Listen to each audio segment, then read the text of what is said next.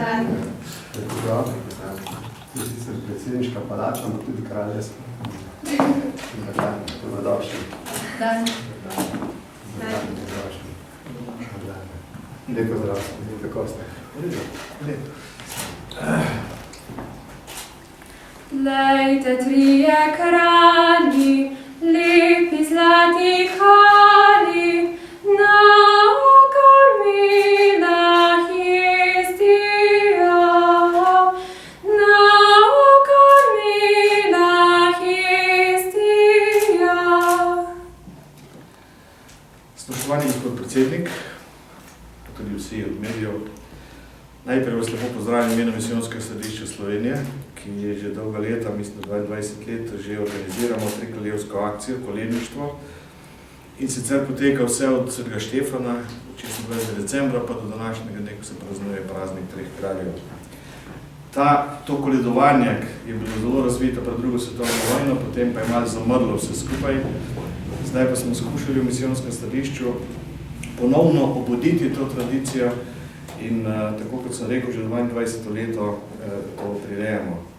Najpomembnejša naloga kolednikov je, da oznanje veselo novico o Jezusovem rojstvu in v imenu župnije v domove prinašajo luč miru in veselje ter dobro volje in blagoslov za naslednje leto. Temu namenu pa se vedno doda tudi solidarnost, humanitarnost. Vemo, da so dobrine po svetu nepravično razdeljene. Mi sicer lahko veliko govorimo, pa vpijemo, kako je to krivično, ampak s tem se nič ne spremeni. Lahko pa nekaj naredimo, da zdarovi, ki izberemo, pomagamo potem na tistih krajih, kjer je teh dobrin manj kot pri nas. Tako so v lanskem letu zbrali koledniki po vsej Sloveniji skoraj 352.000 evrov in s temi darovi podprli razvojne in humanitarne projekte na Madagaskarju, Ukrajini, Etiopiji. Z letošnjo trikraljevsko akcijo pa bomo zbirali denar za gradnje 2 osnovnih šol na Madagaskarju, še bolj na jugu, ne tam, kjer je Petro Pek, ampak še ne 700 km bolj južno, še bolj nedostopno in po težjimi pogoji. Potem v Senegalu. Potem pomagali bomo tudi dograditi in opremiti šolo za mlade odvisnike v Ukrajini, z gradnjo šolskega centra na Salomonovih otokih, izvedba delavnic indijanske obrti v Braziliji, da se pač ta tradicija teh indijanskih dela, kar so oni pravili, ne izgubi, in poreditev skupnih prostorov na misijonu med Inuiti v Kanadi, torej med Eskimi, da bomo razumeli, kaj je to, ker ponovadi jih poznamo po tem imenom. Prav se mi zdi, da ob vsem tem se zavedamo, tudi v teh dneh, ko je toliko beguncev, ko se srečujemo z ljudmi, ki izhajajo iz drugega kulturnega okolja, da se ob tem tudi mi zavedamo, da vsak, s katerim se srečamo v življenju, moramo najprej videti v njem človeka, njegovo dostojanstvo. Ko sem sam bil med begunci, kot prostovoljec v Dobovi, in ko sem se srečeval s temi ljudmi, ni bilo prvo misel, kaj so to za begunci, ne? Ampak prva vidiš človeka, mater, očeta, otroke, starejše ljudi, tudi invalide, ki so jih pripeljali. In to se mi zdi, da je zelo pomembno, da v današnjem času, ko vse govorimo o programih, o vizijah, o strategijah in ne vem kaj, da ne povozimo človeka. Zdi se mi, da smo prišli v čas, ko smo človekove pravice včasih že uporabljamo proti človeku namesto za človeka, ker smo spregledali človekovo dostojanstvo. In to se mi zdi zelo pomembno, da vsem tem, kar naredimo, da res delamo za to, da bi ljudem tam, kjer živijo, tam, kjer so se rodili, da tam lahko najdejo in naredijo si lepše življenje. In da tam odkrijo svoje dostojanstvo. Ne, da jim mi iz Evrope nekaj, ne vem kaj naredimo. In namen tega je res, da tem ljudem tam pomagamo, da tam lahko, tam, kjer so njihove korenine, da tam lahko živijo.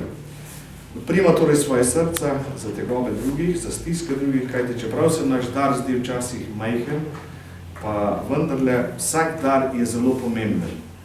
50 centov pomeni kilogram riža, kar pomeni hrana za 5-člansko družino na dan, tako da si malo predstavljamo, kaj to pomeni.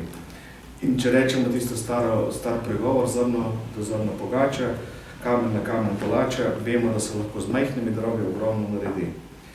Zato vam bomo iskreno hvaležni za vsak vaš dar, ki bi skupaj z drugimi darovi prinesel lepši jutri mnogim otrokom na tretjem svetu. V imenu misijonskega središča in vseh naših misionarjev želim vam, vsem vašim sodelavcem, tudi predstavnikom medija, mirno, uspešno in blagoslovo polno leto. Zdaj pa prisluhnimo kolednikom, ki so tokrat prišli iz Sostrega, iz župnije Sostrega. Mir in dobro vsem tej hiši vam želimo, sveti trije kralji, Gašper, Miha, Bortožar. daleč kam prihajamo in vam veselo znamilo nosimo. Nam rojen je odrešenik sveta. Gospod naj blagoslovi vaš dom in na njem prebivata mir in veselje. Želimo vam miru, poguma ter blagoslova v letu 2016. Da uspehe bi uživali, to želimo vam vsi. Hvala vam, da ste nas povabili k vam domov in naj v njem prebivata mir in veselje ter Jezus.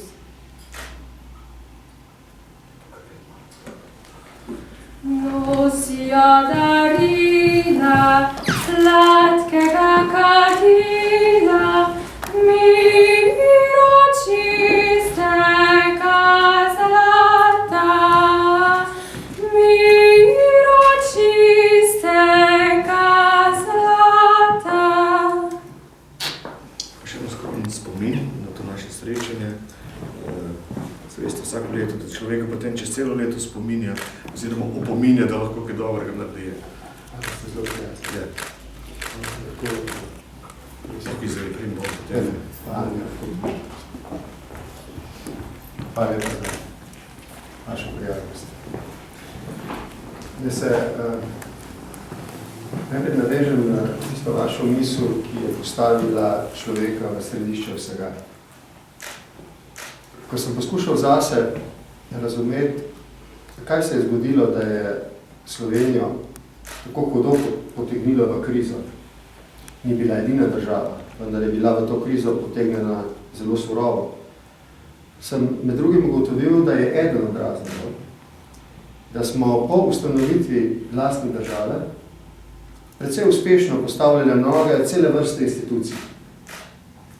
Parlament, vlado, borzo, računsko sodišče, to in ono, institucije, ustanove. In mislili smo, da bo vse delalo samoumevno. In ni. Zato, ker smo spregledali človeka. Mislim, da je to en velik nauk za našo prihodnost, da smo najprej, predvsem ljudje tisti, ki smo vredni pozornosti in da smo tudi mi vir pravzaprav vsega navdiha in razvoja. Jaz bi se vam rad zahvalil, ker ste tudi letos prišli v palačo z dobrim srcem in dobrimi željami. Tega ni nikoli preveč. Zdaj se sem hvaležen, ker ste prišli z željo po solidarnosti, ki se namejuje samo na našo deželo. Tudi pri nas je veliko otrok, ki je v stiskah, in vsem njim želimo in se bomo potrudili, da bodo imeli v življenju enake možnosti za razvoj njihovih talentov kot drugi. Ampak mislite tudi na otroke drugje po svetu. In zdi se mi, da je to vredno ene pohvale, vredno ene hvaležnosti, javne, ker ne smemo nikoli pozabiti, da čeprav govorimo o človeku, pripadamo človeštvu in smo eden od drugega odvisni, ne želimo živeti samo eden z drugim, še manj eden proti drugemu, ampak želimo živeti eden za drugega. Hvala za ta vaša sporočila, ki jih prenašate. In na koncu še beseda hvaležnosti za obuditev tradicije.